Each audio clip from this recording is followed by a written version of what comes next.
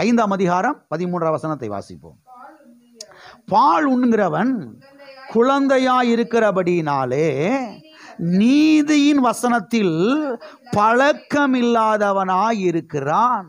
பால் உண்கிறவன் குழந்தையாயிருக்கிறபடினாலே, பாலை குடிச்சாவே அவங்க யாரா இருக்கிறாங்க?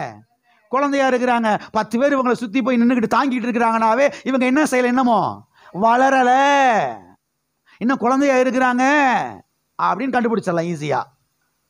எப்பயுமே 10 பேர் நின்று போய் சிஸ்டர் எப்படி இருக்கிறீங்க, பிரதர் எப்படி இருக்கிறீங்க, எப்பயுமே அவங்கள போய் என்ன செய்யணும், தாங்கிக்கிட்டே இருக்கணும். அவங்கள போய் என்ன செய்யணும், எப்பயுமே உலுக்கிக்கிட்டே இருக்கணும். அப்படியே கிட்டு கிட்டு ஒரு ஆட்டி விடணும். அப்படின்னாவே அவங்க எதா இருக்கிறாங்க? குழந்தையா? சரி இருக்கட்டும், நீங்க எப்படி இருக்கீங்க? குழந்தையா இருக்கிறீங்களா இல்லை வளர்ந்தவங்களா இருக்கிறீங்களா? கொஞ்சம் யோசித்து பாருங்க. எல்லாரும் நம்மளை வந்து என்ன ஏதுன்னு கேட்கணும். எல்லாரும் வந்து நம்மளை தூக்கி விடணும். இல்லை இருக்கிறீங்களா, போயிட்டீங்களா? இங்க சொல்லப்பட்டிருக்கிறது, பால் உண்கிறவன் குழந்தையா இருக்கிறபடினாலே நீதியின் வசனத்தில் பழக்கமில்லாதவனாய் என்ன செய்கிறான்? இருக்கிறான். எதிலே பழக்கமில்லாதவனாய் இருக்கிறான்? நீதியின் வசனத்தில் பழக்கமில்லாதவனாய் இருக்கிறான். சரி, நீதியின் வசனத்தில் பழக்கமில்லாதவன் என்றால் என்ன அர்த்தம்? நீதியின் வசனத்தில் பழக்கமில்லாதவன் என்றால் என்ன அர்த்தம்? நீதியின் வசனத்திலே பழக்கமில்லாதவன் என்று சொன்னால், நல்லா கவனிச்சுட்டு வாங்க, தேவனுடைய வார்த்தையை கேட்டு அதன்படி செய்யாதவர்கள் தான் நீதியின் வசனத்திலே பழக்கமில்லாதவர்கள். தேவனுடைய வார்த்தையை கேட்டு அதன்படி நடக்காதவர்கள் தான் நீதியின் வசனத்தில் பழக்கம் இல்லாதவர்கள். எத்தனை பேர் இருக்கிறீங்க? அப்ப ஒரு காரியத்தை நாம் தெளிவாய் புரிந்து கொள்ள வேண்டும். அது என்னவென்று சொன்னால், தேவனுடைய வார்த்தையை கேட்டு அதன்படி நடந்தால்தான் வளர்ச்சி உண்டாகும். எத்தனை பேர் ஆவியில வளரணும் விருப்பப்படுறீங்க? எல்லாரும் இருக்கிறீங்களா? நீங்க ஆவியில வளரணும்னா அதுக்கு ஒரு வழி என்ன தெரியுமா? கர்த்தருடைய வார்த்தையை முதலாவது நல்ல வாரம் தவறாம சபைக்கு வந்து கேட்கணும். ஒவ்வொரு ஆராதனையில வந்து கேட்கணும். வீட்டில் போய் திரும்ப திரும்ப திரும்ப திரும்ப கர்த்தருடைய வார்த்தை என்ன செய்யணும்? பிரசங்க செய்தியில போட்டு கேட்கணும். கேட்டு அதன்படி நடக்கணும், அதன்படி செய்யணும். அப்பத்தான் ஆவியில என்ன செய்யும்? வளர்ச்சி உண்டாகும். எங்க உண்டாகும்? ஆவியிலே வளர்ச்சி உண்டாகும். தேவனுடைய வார்த்தையை கேட்டு அதன்படி நடக்கவில்லை என்று சொன்னால் ஆவி மனிதனிலே வளர்ச்சி என்ன செய்யாது? உண்டாகாது. அதன்படி செய்யவில்லை என்றால் ஆவியிலே வளர்ச்சி ஏற்படாது.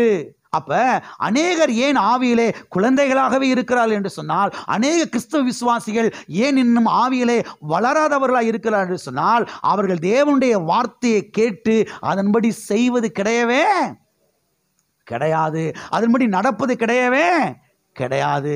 எனவே யார் ஆவியிலே வளராதவர்கள் என்று சொன்னால், யார் ஆவிக்குரிய குழந்தைகள் என்று சொன்னால், கர்த்தருடைய வார்த்தையை கேட்டு அதன்படி செய்யாதவர்கள் தான் ஆவிக்குரிய குழந்தைகள். ஆவிக்குரிய குழந்தைகள். வாரந்தராவும் சபைக்கு சிலர் வருவாங்க, வசனத்தை கேட்பாங்க. நீங்க பாஸ்டர் நல்லா பிரசங்கம் பண்ணார், ரொம்ப நல்லா இருந்துச்சு. பாஸ்டருக்கு மார்க் போட்டு உட்காந்துட்டு இருக்காங்க. அவங்க பாஸ்டருக்கு எது போட்டுக்கிட்டு இருக்கிறாங்க? மார்க் போட்டுக்கிட்டு இருக்கிறாங்க. பாஸ்டருக்கு மார்க் போடுறதுக்கு உங்களை யார் நியமிச்சது? இன்னைக்கு நல்ல பிரசங்கம் இருந்துச்சு, ஒரு 60 மார்க் போடலாம் இன்னைக்கு. ரைட், இன்னைக்கு கொஞ்சம் சுமாராக தான் இருந்துச்சு, 35 போடலாம், ஜஸ்ட் பாஸ். உங்களை யார் அங்கே வச்சது? உங்களை கவனிக்கணும். நல்லா சொன்னார் இன்னைக்கு. அந்த சிஸ்டருக்கு உரைக்கிற மாதிரி சொன்னார். சிஸ்டருக்கு உரைக்கிற மாதிரி நான் சொல்லிட்டு இருக்கிறேன். நான் கர்த்தருடைய வார்த்தையை சரி எடுத்து பிரசங்கம் பண்ணிக்கிட்டு இருக்கிறேன். எல்லாம் பாருங்க, பிரசங்க நேரத்தில் இது அந்த சிஸ்டருக்கு, இது இந்த பிரதருக்கு, இது அவருக்கு. எனக்கு ஒன்றும் கிடையாது. எனக்கு ஒன்றும் எந்த லெவலில் இருக்கிறோம் பாருங்க. நம்ம கர்த்தாவே இன்றைக்கு எனக்கு பேசும், கர்த்தாவே இன்றைக்கு என்னோடு உறவாடும் ஆண்டவரே, இன்றைக்கு நான் உங்களோடு உறவாட வந்திருக்கிறேன், உங்களுடைய வார்த்தை கேட்க வந்திருக்கிறேன் ஆண்டவரே, உங்களுடைய வார்த்தையினாலே என்னை நிரப்பும், உங்களுடைய வார்த்தைக்கு என் உள்ளத்தை திறக்கிறேன், உங்களுடைய வார்த்தை எனக்குள்ளே சென்று என்னை மாற்றட்டும், உங்களுடைய வார்த்தை எனக்குள்ளே வளர்ச்சியை உண்டாக்கட்டும் ஆண்டவரே. மனுஷன் அப்பத்தினால் மாத்திரமல்ல, கர்த்தருடைய வாயிலிருந்து புறப்படுகிற ஒவ்வொரு வார்த்தையினாலும் பிழைப்பான் என்று எழுதப்பட்டிருக்கிறதே. ஆவியானவரே, நான் பிழைப்பதற்கு, நான் வாழ்வடைவதற்கு, நான் ஜெயிப்பதற்கு உம்முடைய வார்த்தை கேட்க வந்திருக்கிறேன், இன்றைக்கு என்னோடு பேசும். அப்படி இன்று வருகிறவர்கள் தான் ஆவியிலே வளர்ந்தவர்கள். கர்த்தாவே உம்முடைய வார்த்தை கேட்டு அதன்படி அப்படியே போய் என்ன செய்ய போறேன்? நான் செய்ய போறேன், என் வாழ்க்கையில் அப்படியே நான் செயல்படுத்த போறேன், அதன்படி நடக்க போறேன், அதன்படி வாழ போறேன், அதை என்னுடைய வாழ்க்கையில நடைமுறைப்படுத்த போகிறேன். அவர்கள் தான் ஆவியிலே வளர்ந்தவர்கள். இந்த காதில் கேட்டுட்டு இந்த காதில் விட்டுட்டு போறவங்க வளர்ந்தவங்க கிடையவே கிடையாது. அப்ப நீதியின் வசனத்திலே பழக்கம் உள்ளவர்கள் அப்படின்னா யாரு? கர்த்தருடைய வார்த்தை கேட்கிறாங்க, அதன்படி செய்யறாங்க, அதன்படி வாழ ஆரம்பிக்கிறாங்க, அதன்படி நடக்க, அவங்க தான் யாரு? நீதியின் வசனத்திலே பழக்கம் உள்ளவர்கள். மறுபடியும் அந்த வசனத்தை வாசிப்போம். எபிரேயர் 5ஆம் அதிகாரம் 13வது வசனம். பால் உண்கிறவன் குழந்தையாய் இருக்கிறபடினாலே நீதியின் வசனத்தில் பழக்கமில்லாதவனாய் இருக்கிறான். இங்கே நீதியின் வசனம் என்று சொல்லப்பட்டிருக்கிறது. நன்றாய் கவனியுங்கள். வசனம் என்று சொல்லாமல் நீதியின் வசனம் என்று இங்கே சொல்லப்பட்டிருக்கிறதை நாம் பார்க்கிறோம். சரி, நீதியின் வசனம் என்றால் என்ன? நீதியின் வசனம் என்றால் நீதியை குறித்த போதனைகள், நீதியை குறித்த போதனைகள், நீதியை குறித்த போதனைகளை அறிந்து வைத்திருப்பது. அதாவது நான் கிறிஸ்துவுக்குள் நீதிமானாயிருக்கிறேன், நான் கிறிஸ்துவுக்குள் புது சிருஷ்டியாயிருக்கிறேன், நான் கிறிஸ்துவுக்குள் பரிசுத்தவானாயிருக்கிறேன், நான் கிறிஸ்துவுக்குள் தேவனுடைய பிள்ளையாயிருக்கிறேன், நான் கிறிஸ்துவுக்குள் தேவனுடைய சுதந்திரனாயிருக்கிறேன், நான் கிறிஸ்துவுக்குள் தேவனுக்கு வாரிசுதாரனாய் இருக்கிறேன், நான் கிறிஸ்துவுக்குள் மீட்கப்பட்டிருக்கிறேன் என்கிற சத்தியத்தை அறிந்து கொள்வது, அறிந்து அதிலே வாழ்வது, அதுதான் நீதியின் வசனத்திலே பழக்கம். நீதியின் வசனத்திலே பழக்கம். நான் கிறிஸ்துவுக்குள் யாராக இருக்கிறேன், நான் எப்படிப்பட்டவனாக இருக்கிறேன், எனக்கு எப்படிப்பட்ட அதிகாரம் கொடுக்கப்பட்டிருக்கிறது, எப்படிப்பட்ட மேன்மை எனக்கு கொடுக்கப்பட்டிருக்கிறது, எப்படிப்பட்ட அந்தஸ்து எனக்கு கொடுக்கப்பட்டிருக்கிறது, எப்படிப்பட்ட ஒரு பொசிஷன்ல ஒரு நிலையிலே கர்த்தர் என்னை என்று வைத்திருக்கிறார், எப்படிப்பட்ட அதிகாரம் எனக்கு கொடுக்கப்பட்டிருக்கிறது என்கிற இந்த சத்தியத்தெல்லாம் அறிந்து கொண்டு அதை செயல்படுத்தி வாழ்க்கையிலே வெற்றி பெறுவது, அதுதான் நீதியின் வசனத்திலே பழக்கமாய் இருப்பது. எல்லாம் இருக்கிறீங்களா? அப்ப இதுதான் நீதியின் வசனத்திலே பழக்கமாய் இருப்பது. இதுதான் பலமான ஆகாரத்தை உட்கொள்வதாகும், இதுதான் திடமான ஆகாரத்தை உட்கொள்வதாகும். ஆமென். எல்லாம் இருக்கிறீங்களா?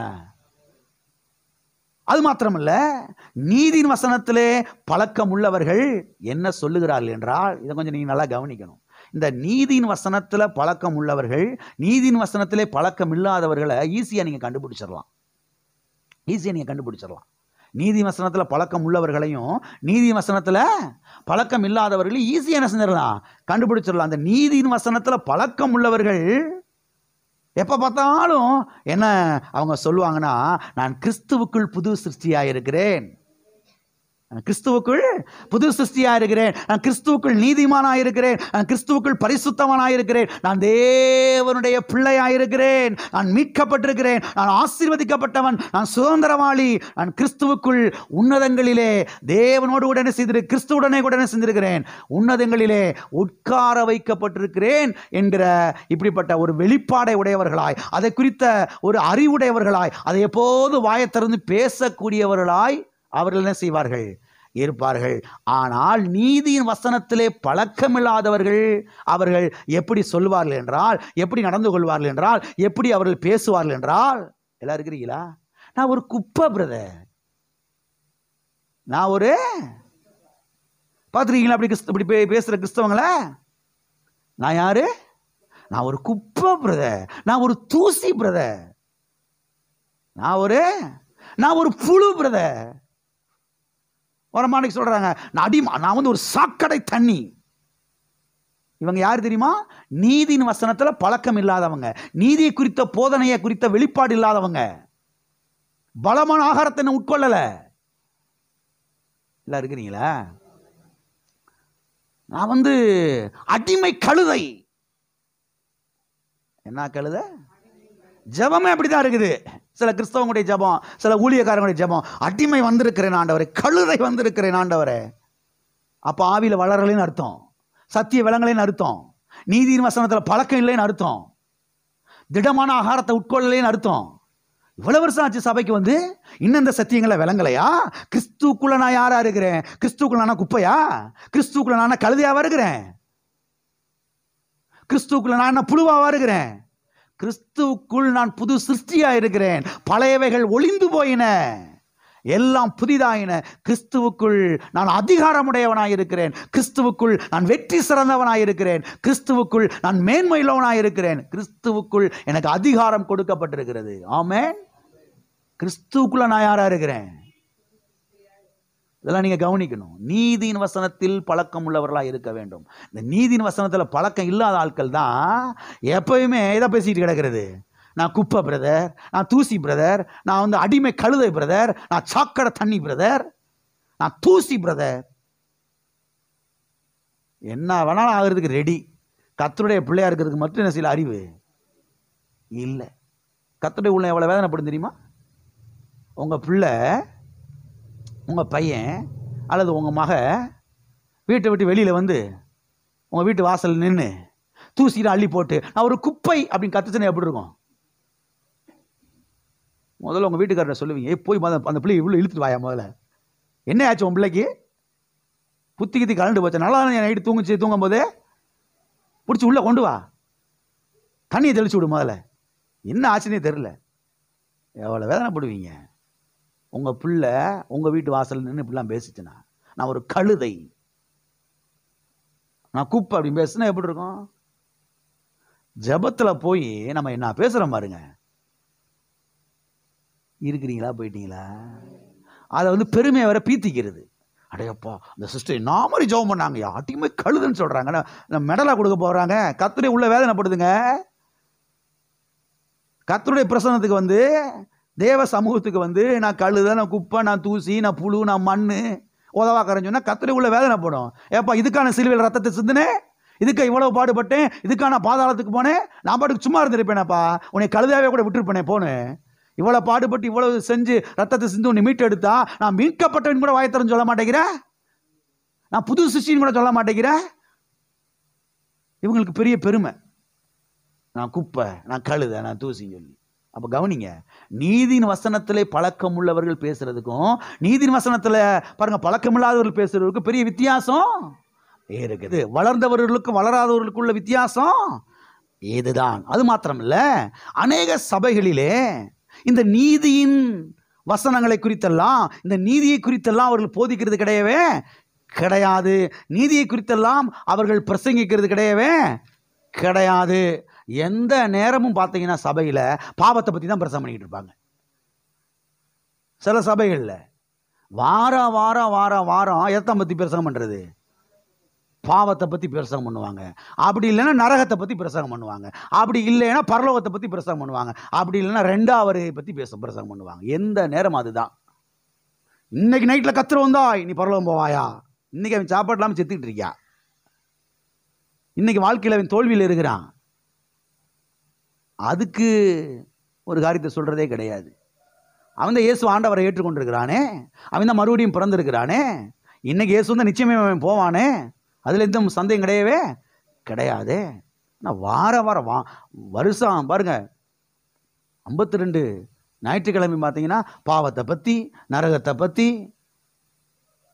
அதை பற்றி தானே செய்வாங்க, பிரசங்கம் பண்ணிக்கிட்டு இருப்பாங்க. இந்த நீதியின் காரியங்களை குறித்து, நீதியின் வசனங்களை குறித்து, நான் மீட்கப்பட்டிருக்கிறோம், நாம் பாருங்க விடுதலையாக்கப்பட்டிருக்கிறோம், நாம் புது சிருஷ்டியாக இருக்கிறோம், நாம் தேவனுடைய பிள்ளைகளாக இருக்கிறோம், நாம் உன்னதங்களில் உட்கார வைக்கப்பட்டிருக்கிறோம், கர்த்தர் நமக்கு அதிகாரத்தை கொடுத்திருக்கிறார், கிறிஸ்துவுக்குள் நமக்கு இப்படிப்பட்ட அதிகாரம் இருக்கிறது, இப்படிப்பட்ட மேன்மை, இப்படிப்பட்ட மகிமை, இப்படிப்பட்ட அந்தஸ்து நமக்கு கொடுக்கப்பட்டிருக்கிறது, நாம் ஜெயிக்கவே ஜெனித்தவர்கள்.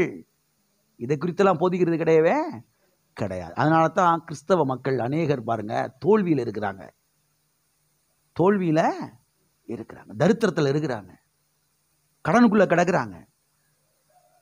ஏன்னா இந்த நீதியின் காரியங்களை குறித்து, நீதியை குறித்த போதனைகள் எல்லாம் அவர்கள் போதிக்கிறது கிடையவே கிடையாது. ஆனால் இங்கே வந்தீங்கன்னா, நம்ம சபைக்கு வந்தீங்கன்னா இதெல்லாம் குறித்து என்ன செய்வோம்? ரொம்ப ஆழமா பிரசங்கம் பண்ணுவோம், திருவசனமாகிய ஞானப்பாலை ஊற்றுவோம், பிறகு அப்பத்தை கொடுப்போம், அதன் பிறகு திடமான ஆகாரத்தை என்ன செய்வோம்? நல்லா போடுவோம். எதுக்குன்னா நீங்கள் நல்லா இருக்கிறதுக்கு, நீங்கள் வெற்றி பெறுவதற்கு, நீங்கள் ஜெயிப்பதற்கு, நீங்கள் வாழ்வடைவதற்கு. ஆமென்.